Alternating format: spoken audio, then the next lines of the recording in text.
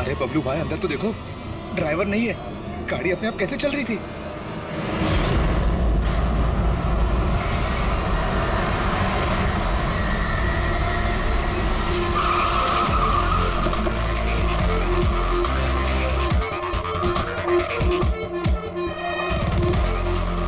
सलाम साहब। क्या बात है? एक्सीडेंट के केस में सीआईडी को बुलाया तुम लोगों ने? सर मुझे लगा है नॉर्मल एक्सीडेंट नहीं है, इसीलिए। क्यों? ऐसा क्यों लग रहा? सर आइए खुद ही देख लीजिए, आइए।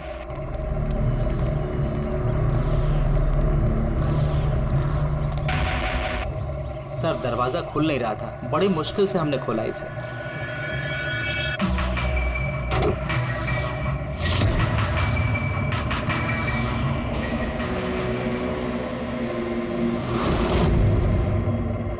ये पहले किसने देखा? सर इन लोगों ने। मैं देखता हूँ। किसने देखा था पहले? क्या हुआ था? सर ऐसा पहले कभी देखा ही नहीं। गाड़ी में ड्राइवर नहीं था सर। गाड़ी में ड्राइवर नहीं था, गाड़ी अपने आप चल रही थी। अरे यार साफ साफ बताओ भाई। हाँ सर, गाड़ी में ड्राइवर नहीं दिखाई दिया और गाड़ी जाके सीधे पेड़ से टकरा गई। अरे क्या बात कर रहे हो? गाड़ी के अंदर ड्राइवर है, मना पड़ा है। नहीं सर, सच में गाड़ी में ड्राइवर नहीं था, नहीं तो ये गाड़ी मेरी भी गाड़ी को टकराते हुए बच गई। लाश की हालत से तो लगता है कि गाड़ी काफी स्पीड पे थी। सर गाड़ी बहुत स्लो थी, लेकिन इतनी स्लो में कोई मर कैसे सकता है? गाड़ी भी ऑटोमेटिक है, हर चीज ऑटोमेटिक है, सेफ्टी डिवाइस भी ठीक है।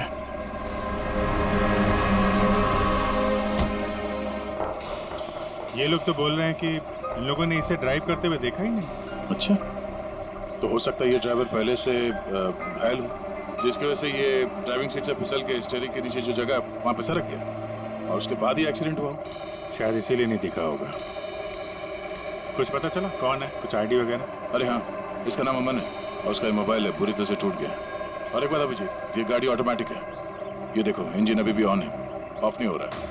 हो सकता है जब ये एक्सीडेंट हुआ हो उसकी वजह से जो इम्पैक्ट हुआ उससे कार का कंप्यूटर क्रैश हुआ। यार ये लोग तो बोल रहे हैं कार बहुत स्लो थी जब टकराई। ऐसा इम्पैक्ट? कहीं कार के साथ कुछ छेड़छाड़ तो नहीं की गई? हो सकता है। ठीक है, गाड़ी को पुलिस गैराज भेजते हैं और इसको फोरेंसिक लैब। मैंने इस गाड़ी को अच्छी तरह से चेक किया है। इस कार को मॉडिफाई किया गया है, एक्स्ट्रा सेफ्टी फीचर्स दिए गए हैं। एक्स्ट्रा सेफ्टी फीचर्स जैसे कि? जो आम गाड़ियों में होता है उससे कहीं ज्यादा, जैसे कि एक्स्ट्रा एयर बैग्स, अच्छी क्वालिटी के शॉकअप्स, ज्यादा मजबूत कांच और अच्छी क्वालिटी के ज्यादा मजबूत सीट बेल्ट।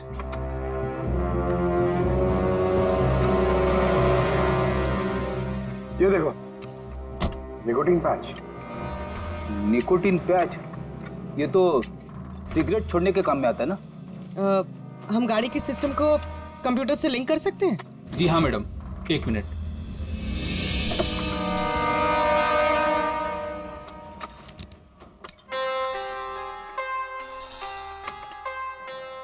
मैम, किसी ने सेटिंग चेंज किया है।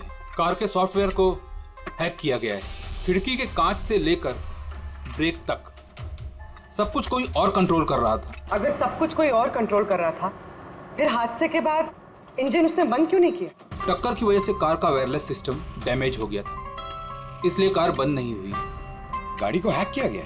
मतलब ये एक्सीडेंट नहीं है, ये तो मर्डर है।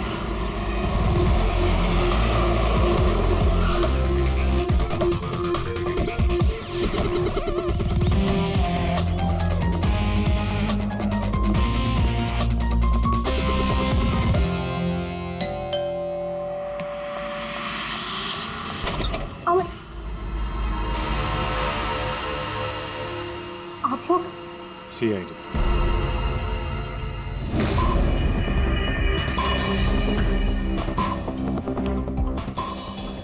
अरे इस आदमी पर कोई टैंकर चढ़ गया था क्या? सारी की सारी हड्डियां टूट गई हैं। कोई टैंकर वैंकर नहीं चढ़ा था इसके ऊपर साउंड के। एक छोटा सा एक्सीडेंट हुआ था यार। छोटा सा? और वो भी किसी ने करवाया था। आपके पति अमन का एक्सीडेंट हुआ है और वो नहीं रहे। आपको कैसे पता? अमन को कार नहीं चलानी चाहिए थी। वो कभी कार नहीं चलाता था सर, क्योंकि उसे पता था कि छोटा सा झटका भी उसकी जान ले सकता है। पर आप लोग, मेरा मतलब है कि सीआईडी यहाँ पे जी, क्योंकि हमें लगता है कि उनका खून हुआ है। खून? पर ऐसे कैसे हो सकता है सर? एक्सीडेंट से पहले तो अमन मुझसे फोन पे बात कर रहा था, हम दोनों फोन पे बात कर रहे थे कि अचानक फोन कट हो गया। मैंने बहुत ट्राई किया लेकिन फोन नहीं मिला। मैं समझ गई थी कि कुछ तो ठीक नहीं है। अमन कभी भी खुद गाड़ी ले जाकर इतना बड़ा जोखिम नहीं उठा सकता था। खुद ड्राइव नहीं करते हैं तो ड्राइव कौन करता है? सर, हमारा एक ड्राइवर है। कहाँ वो ड्राइवर कहाँ है अभी? उसकी तबीयत खराब थी इसलिए वो छुट्टी पर है। कहीं उस ड्राइवर नहीं तो कुछ गड़बड़ नहीं गई गाड़ी में? नहीं सर, हमारा ड्राइवर बहुत ही भरोसेमंद इंसान है, वो ऐसा कभी नहीं कर सकता। पिछले 15 साल से वो हमारे लिए कार चला रहा है। सर, इसके शरीर पर 7 जगह हड्डियों के टुकड़े टुकड़े हो गए, 43 जगह हेयरलाइन फ्रैक्चर्स हैं और 21 जगह माइन्यूट फ्रैक्चर्स हैं। और हैरानी की बात तो ये है कि इसके पहले भी इसके शरीर पर बहुत सारे फ्रैक्चर्स हो चुके थे जो अब हील हो गए। बस इन हड्डियों के टूटने की वजह से इसके शरीर के नाजुक अंग जैसे हार्ट, फेफड़े, ये सब डैमेज हो गए और मौत भी शायद इसी वजह से हुई है। साळुंखे, ये जो निशान है स्क्वेरिश, ये कैसे निशान है? बस ये निकोटिन पैचेस के निशान है। इसके शरीर पे बहुत ज्यादा है। इसे सिगरेट पीने की लत थी और वो इसे छोड़ना चाह रहा था। Nicotine patches? अच्छा। और फिर यार अभी तारिका ने बताया कि इसके शरीर पर पुराने फ्रैक्चर्स के निशान भी हैं, बहुत सारे। ये पुराने फ्रैक्चर्स का क्या मतलब हो सकता है? अमन को ड्राइविंग तो आती थी ना? हाँ सर। तो फिर जोखिम किस बात का? अमन मेरे या आपकी तरह नहीं था सर। छोटे से छोटा झटका भी उसकी जान ले सकता था। ड्राइविंग की वजह से उसकी जान को खतरा था, इसीलिए हमने कार में भी काफी मॉडिफिकेशंस करवाई थी और ड्राइवर को भी कहा था कि कार आराम से चलाए। छोटा झटका भी उसकी जान ले सकता था? क्या मतलब? क्या कुछ था उसको? कोई प्रॉब्लम थी? सर, अमन का शरीर कमजोर था, नाजुक था। यार तू क्या कर रहा है साळुंखे? अरे तू ये ऑस्टियोजेनेसिस इम्परफेक्ट है। ऑस्टियोजेनेसिस इम्परफेक्ट मतलब ब्रिटल बोन डिजीज? एग्जैक्टली, भंगुर अस्थि रोग। मतलब इसकी हड्डियां भंगुर हैं। और इसीलिए बॉस, इसकी हड्डियों को अगर जरा सा भी झटका लगे तो चकनाचूर हो सकती है। 25 से ज्यादा बार उसके फ्रैक्चर्स हो चुके थे। हमेशा खतरा रहता था उस पे।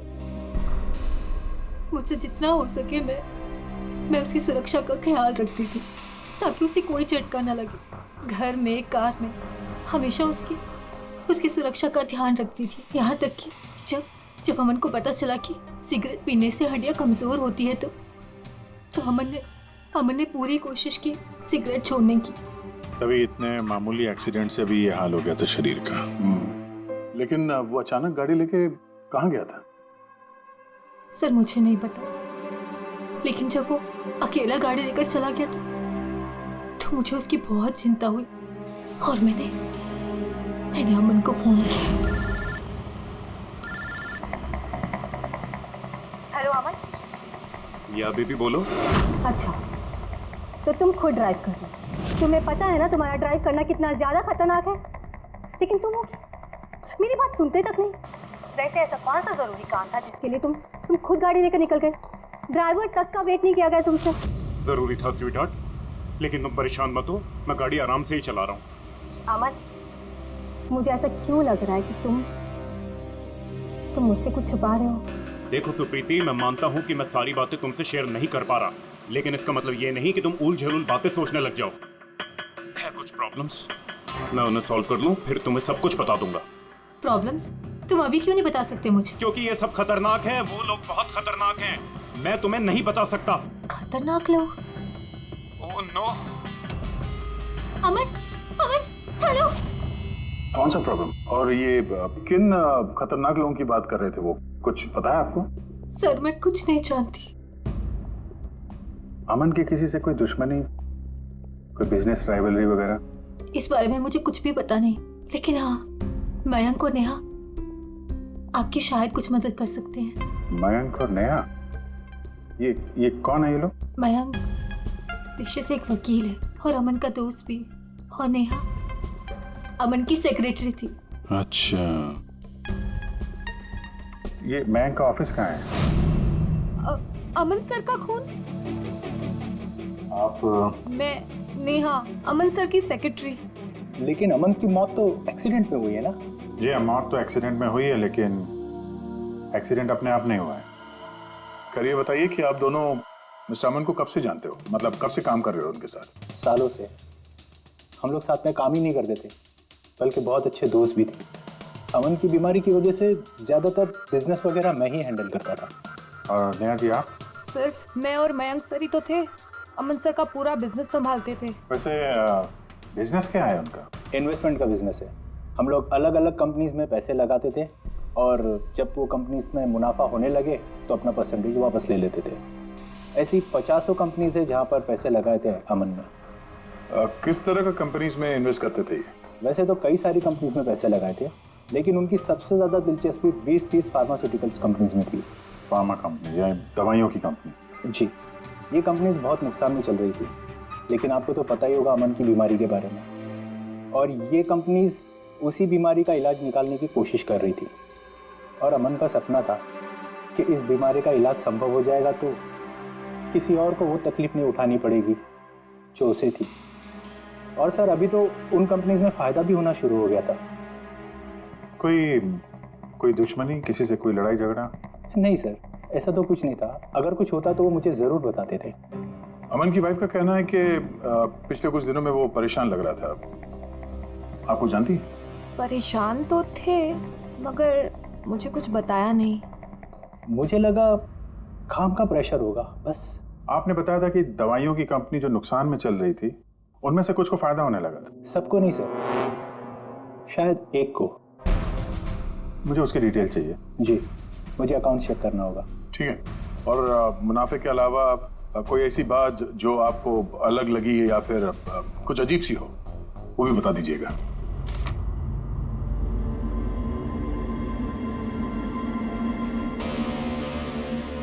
ये जादव है सर, अमन का ड्राइवर।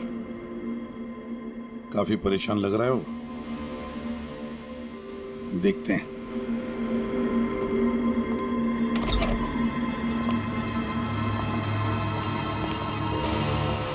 जादव? जी सर।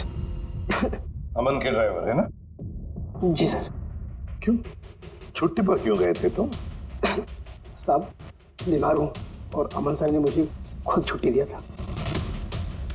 मिस्टर अमन को तुम ही लेके जाते थे ना? जी मैडम, अमन सर मेरे साथ ही जाते थे।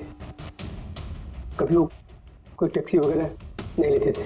तो फिर तुम तो हमें बता सकते हो कि अमन साहब कहाँ कहाँ जाते थे, है ना? जी जी। ये देखो जादव, ये जगह पर उनकी मौत हुई थी।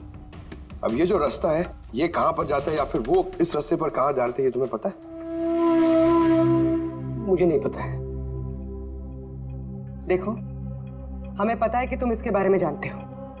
तुम्हारी भलाई इसी में है कि सीधे सीधे बता दो। जी मैडम। सुप्रीति मैडम से कुछ कहिएगा मत। वो सड़क के कुछ दूर पे एक मोटेल है, वहाँ हमेशा वो बार बार जाते थे।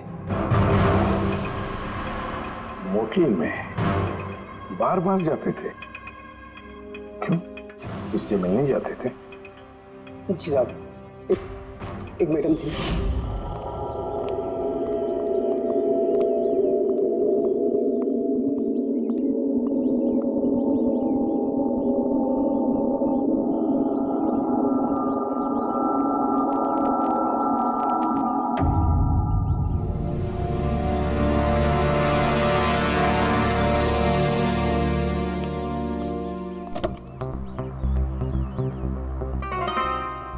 सुन जादव, ये जो कुछ भी तुमने देखा, इस बारे में किसी से कुछ मत कहना, सुप्रीति भाभी से भी नहीं, समझे? ओके? जी सर। मैं मैडम थी। मतलब अमन का उस औरत के साथ चक्कर चल रहा था। जी छोटी मुंह बड़ी बात, साहब छुप छुप के उस मैडम से अगर मिलते थे तो इसका मतलब तो यही निकलता है। अमन उस औरत से मिलने जा रहा था जब ये हादसा हुआ। तो हो सकता है वो औरत अब भी वहीं पर हो, उसी मोटल में। चलकर मिलना पड़ेगा इस औरत से।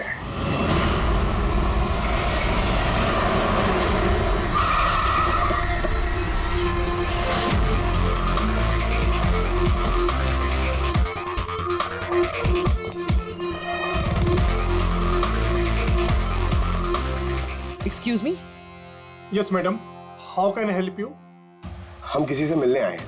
लेकिन आप लोग हैं कौन और किससे मिलना है आप लोगों को? हम लोग सीआईडी से। ये आदमी, ये आपके मोटेल में आता जाता रहता है? हाँ मैडम। किससे मिलने आता है? हमारे होटल के रूम नंबर 305 में एक मैडम रुकी हुई है, रूही। वो उनसे अक्सर मिलने आता रहता है। 305? यस सर, वो अभी चेकआउट करने वाली है। ये रूही हाथ से निकलनी नहीं चाहिए। कहाँ से जाना है? सर यहाँ से लेफ्ट। पंकज स्टेयरकेस से जाओ, हम दोनों लिफ्ट से जाते हैं।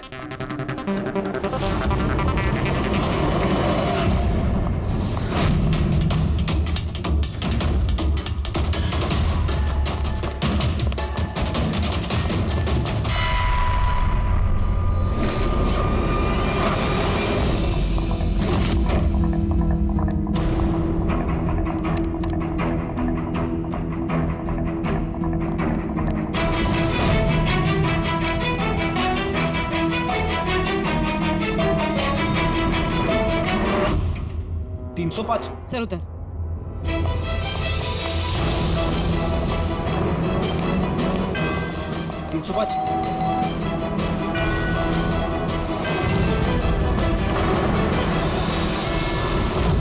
रूही? नो। ए, रुको। पूर्वी! रूही, मुझे मत मारो, मुझे मत मारो प्लीज। रुको। रूही, रूही, ए रूही, रूही, रूही, रुको, रूही।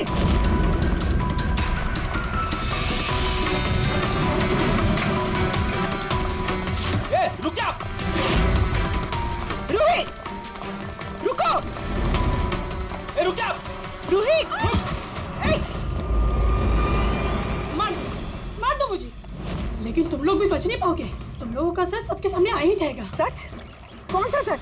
मैं सब जान चुकी हूँ तुम लोगों के बारे में, सब जान चुकी हूँ। क्या बोल रही हो तुम? तुम्हें ऐसा क्यों लगता है कि हम तुम्हें मारेंगे? आओ। कौन सा सच? रूही, हम सीआईडी से। सीआईडी? चलो मान लिया रूही कि तुमने कुछ नहीं किया, लेकिन अगर तुमने कुछ नहीं किया तो वहां से भागी क्यों? मुझे लगा कि ये लोग मुझे मारने आए हैं। इसका मतलब कोई है जो तुम्हें मारना चाहता है? जी, वही लोग जिन्हें हम एक्सपोज करने वाले थे। उनके खिलाफ हमारे पास सारे सबूत थे। कौन लोग और कैसे सबूत? हाँ बताओ।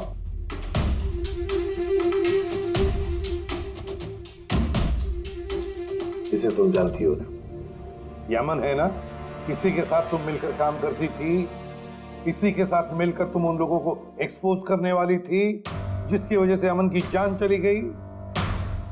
देखो रूही, अब शायद तुम्हारा नंबर है, वो लोग तुम्हें मारेंगे। सर मैं मरना नहीं चाहती, मैं मरना नहीं चाहती सर। तो फिर बताओ जल्दी, कौन लोग हैं वो? उनका राज छुपाने से वो तुम्हें छोड़ेंगे नहीं। सर,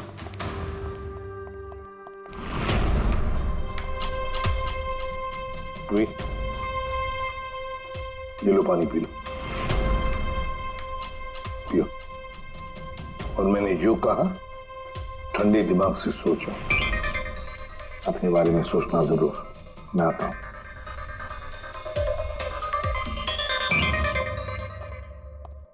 घबराई हुई है, डरी हुई है। लेकिन अब डरने की क्या जरूरत है सर? अब तो सीआईडी के पास है वो। लेकिन सर वो हम पे भरोसा नहीं कर पा रही। थोड़ा वक्त लगेगा। से जो अमन का वकील है मयांक, उससे क्या पता चला? सर अमन ने बहुत सारी दवाई की कंपनियों में पैसा लगाया था, लेकिन वो सब की सब घाटे में चल रही थी। एक कंपनी है जिसने अभी अभी फाइनली फायदा करना शुरू किया था, CRM फार्मास्यूटिकल। और सर ताजुब की बात यह है कि अमन ने पिछले हफ्ते ही इस कंपनी के साथ जितने भी डीलिंग्स है वो सब तोड़ दिए, और मयंक भी इस बात से काफी हैरान था। वही तो समझ में नहीं आ रहा है कि इस अमन ने जब ये कंपनी लॉस में जा रही थी तब उसके साथ तो डील नहीं तोड़ा, और जब ये कंपनी प्रॉफिट कर रही है तब डील तोड़ने जा रहा है ये। और सर वो मयंक से कभी कोई बात छुपाता नहीं था, उसने ये बात मयंक को बताई भी नहीं। हाँ सर, मयंक ने उसका भरोसा तोड़ दिया होगा सर। आओ जरा। रोही, CRM फार्मास्यूटिकल्स के साथ जो अमन की डील थी वो तुम्हारी वजह से कैंसिल हो गई है ना? वरना उसके पास ऐसी कोई वजह तो थी नहीं। अब सच सच बता दो कि डील तुमने क्यों तोड़वाई? क्योंकि उसने मेरे भाई का खून किया। भाई का खून? सर, मैं जिस शहर से आई हूँ उस शहर में बहुत पोल्यूशन है। मेरे भाई को पोल्यूशन से बहुत एलर्जी थी, उसे सांस लेने में बहुत तकलीफ होती थी। वो तो सिर्फ दवाइयों पर ही जिंदा था। एक मिनट, और वो दवाइयाँ थी CRM फार्मास्यूटिकल कंपनी की, हैं? जी सर, और सबकी सब नकली थी। मेरे भाई के ऊपर कोई असर ही नहीं कर रही थी, और ये बात हमें बहुत लेट पता चली और मेरे भाई की जान चली गई। तुम्हें कैसे पता चला कि वो दवाई नकली थी? सर, मैं खुद एक प्राइवेट कंपनी में केमिस्ट हूँ। जब ये दवाइयाँ मेरे भाई पर असर ही नहीं कर रही थी तो मुझे शक हुआ कि क्या बात हो सकती है। तो मैंने इन दवाइयों को खुद से टेस्ट किया और मेरा शक बिल्कुल सही निकला। सारी दवाइयाँ नकली थी। नकली थी मतलब? सर, हर एक दवाई एक खास केमिकल से बनती है, और जिस दवाई की मेरे भाई को जरूरत थी वो केमिकल तो उस दवाई में था ही नहीं, जिसकी वजह से वो दवा उस पर असर भी नहीं कर रही थी। और अमन इस कंपनी में एक इन्वेस्टर था। जी सर, इसलिए मैं उससे मिलने भी गई थी, लेकिन वहां जाके पता चला कि इसमें तो उसका हाथ है ही नहीं, और उसने मुझसे प्रॉमिस किया कि वो मेरी इसमें मदद करेगा।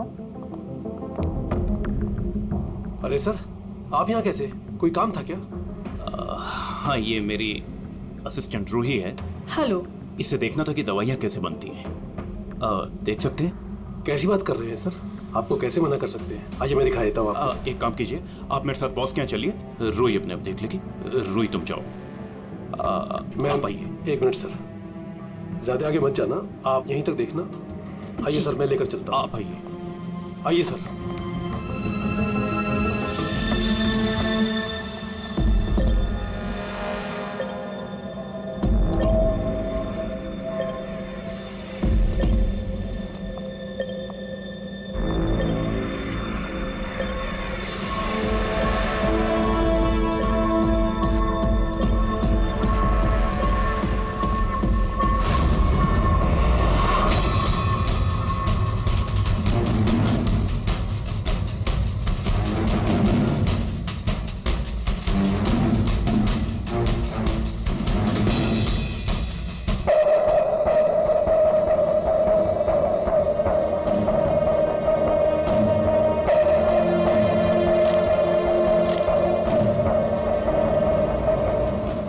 केमिकल है, लेकिन ये लोग यहाँ से बाहर क्यों लेके जा रहे हैं? और हमने सारे सबूत जुटा लिए थे और सारे सैंपल्स भी टेस्ट किए थे।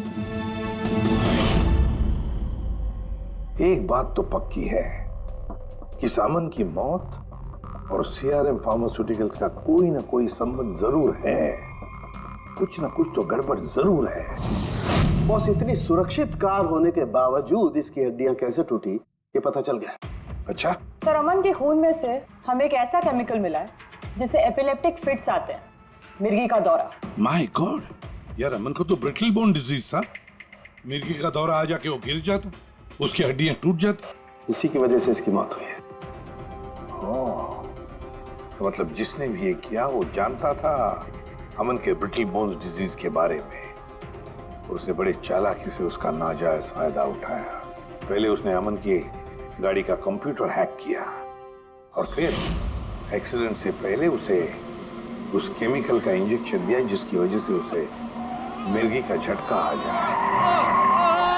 उसे मालूम था अमन किसी भी हालत में बच ही नहीं सकता। अगर मिर्गी का झटका आ जाता तो वो गिर जाता, जिसकी वजह से उसकी हड्डियां टूट जाती और वो मर जाता। अगर उसमें से भी बचता तो कार के एक्सीडेंट में से तो बच ही नहीं सकता था वो।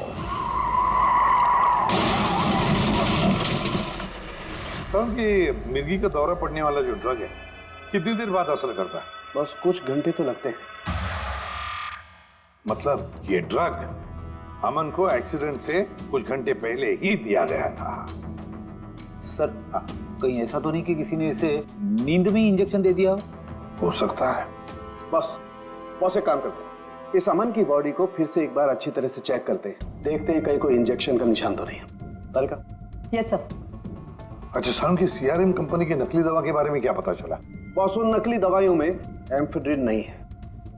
ओह, मतलब रूही सही कह रही थी।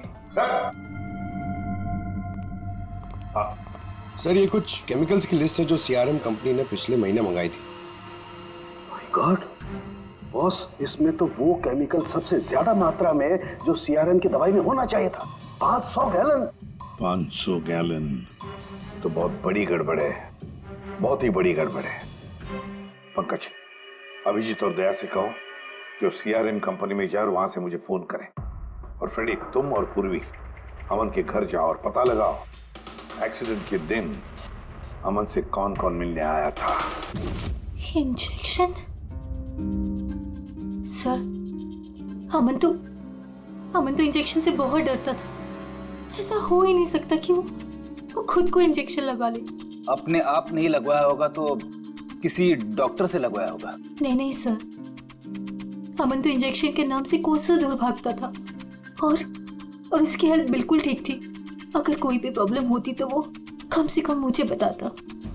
किसी और से नहीं लगवाया, खुद नहीं लगाया, तो फिर वो केमिकल उसके खून में पहुंचा कैसे? अच्छा बता सकती है, घर से निकलने से पहले अमन किस किस से मिला? मयंक और नेहा आई थी उससे मिलने। और हाँ मैम, एक आदमी आया था अचानक से, जसवंत। जसवंत? ये जसवंत कौन है? जी, जसवंत सीआरएम कंपनी का सीईओ है और अमन ने उसकी कंपनी में पैसे इन्वेस्ट किए थे।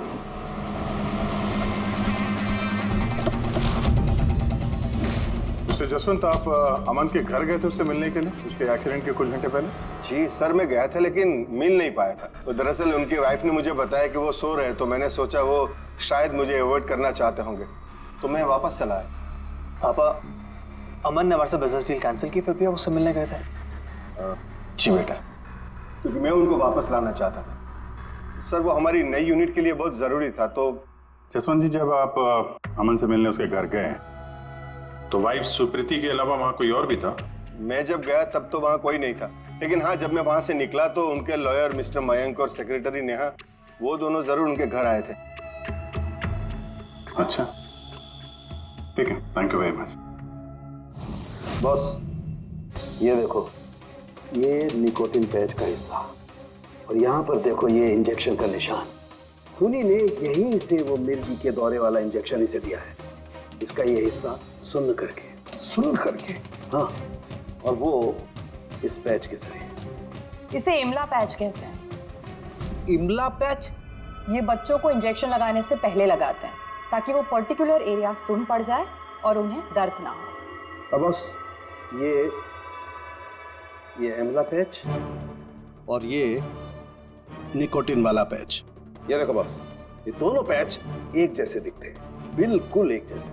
हाँ, खूनी ने इस निकोटिन वाले पैच की जगह ये एमला पैच इसके हाथ पर लगाया, इसके हाथ का ये हिस्सा सुन्न कर दिया और बाद में मिर्गी के दौरे वाला इंजेक्शन यहाँ से लगा दिया, शायद तब जब वो सो रहा था। हाँ सर, ये कर कौन सकता है?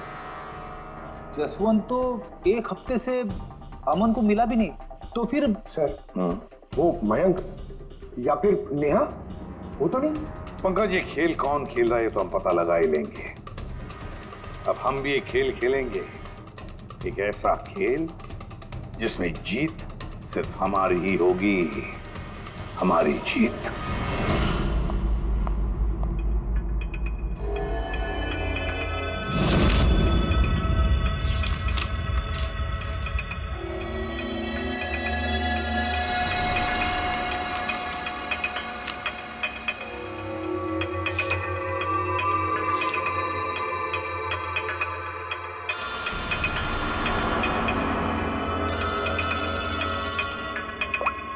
हेलो, मेरा कुरियर तो तुम तक पहुंच गया होगा। कौन है तुम? और ये सब मुझे क्यों भेजा है? तुम लोगों ने अमन को तो मार डाला, लेकिन तुम लोग मुझ तक नहीं पहुंच सकते। अगर तुम लोग चाहते हो कि मैं अपना मुंह बंद रखूं, तो मुझे 5 करोड़ रुपए देने होंगे। ये क्या बकवास कर रही हो? मुझे इन सब के बारे में कुछ नहीं पता। वो तो जब ये सबूत पुलिस तक पहुंच जाएंगे तो तुम्हें खुद ब खुद पता चल जाएगा कि मैं क्या कह रही हूँ और क्या बोल रही हूँ। देखो देखो देखो, मैं कुछ इंतजाम करता हूँ, मुझे थोड़ा सा टाइम दे दो।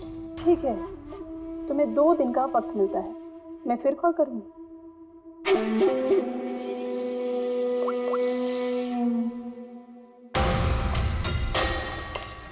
तो मास्टरमाइंड ये मयंक है।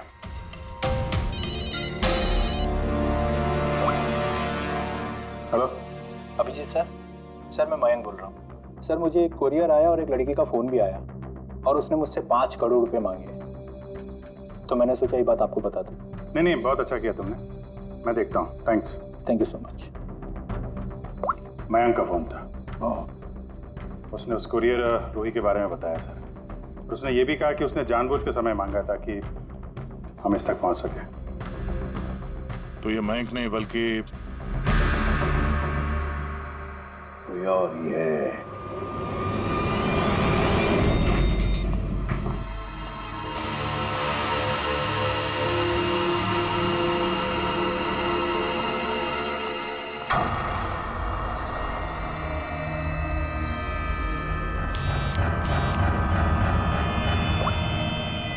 हाँ सर। पूरी इसने यहाँ पर नजर रखी है ना तुमने? हाँ सर, वो अभी अभी यहाँ से निकली है। कड़ी नजर रखना पूर्वी, बिल्कुल कड़ी नजर। अपनी नजरों से ओझल मत होने देना उसे। ये नेहा ही हमें उस खूनी तक पहुंचाएगी। सर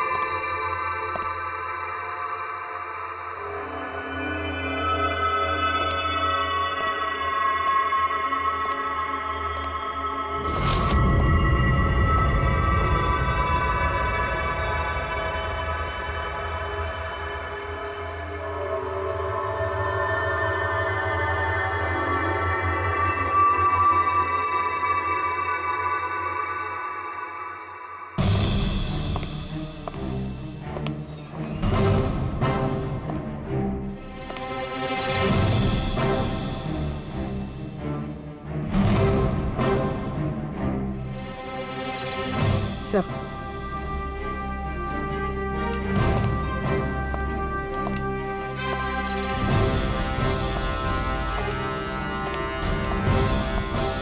क्या हुआ? इतनी जल्दी में क्यों बुलाया? क्या है ये सब? ये सब क्या है? तुमने तो कहा था कि किसी को कुछ पता नहीं चलेगा। फिर हमारे बारे में ये लड़की सब कुछ कैसे जानती है? डोंट वरी बेबी, मैं सब संभाल लूंगा। मैं हूं ना। जैसे उस अमन को ठिकाना लगाया वैसे इस लड़की को भी ठिकाना लगा दूंगा। तुम टेंशन मत लो, ओके?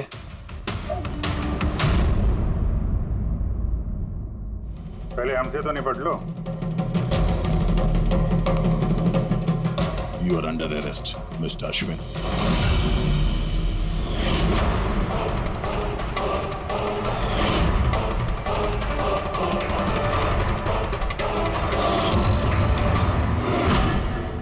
अश्विन के पास तो वजह थी, तुमने अपने बॉस का खून क्यों किया?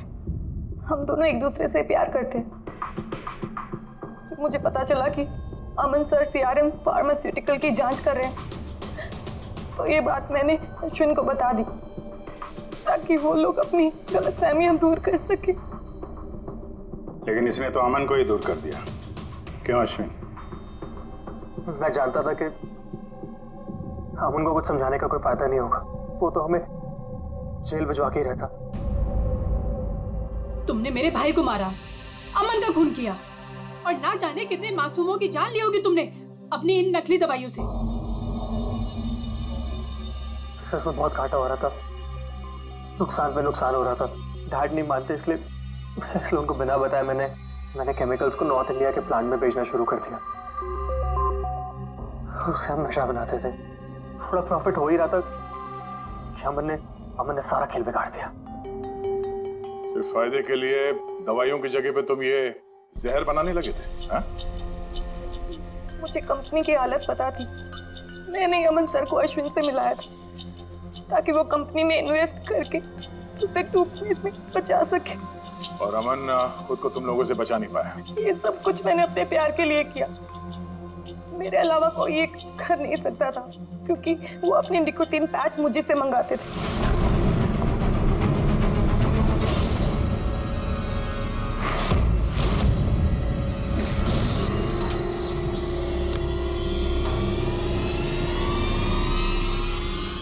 उसके अगले दिन जब हम अमन के घर पर गए, अरे आप लोग आ भी गए, पर अमन तो सो रहे हैं। अगर कुछ इम्पोर्टेंट काम है तो मैं जगा देती हूँ। नहीं, कोई बात नहीं, हम इंतजार करेंगे। ओके, मैं अभी आती हूँ।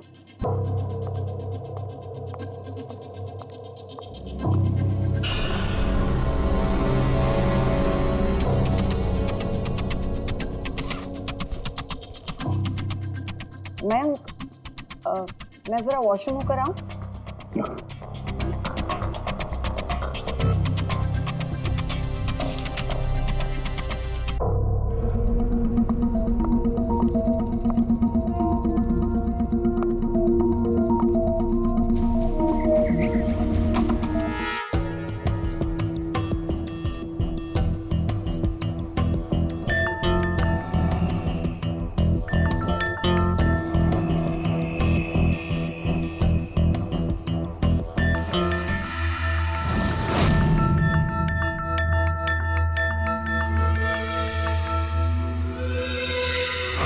और वो दौरा उसकी कमजोर हड्डियों के लिए जानलेवा बन गया।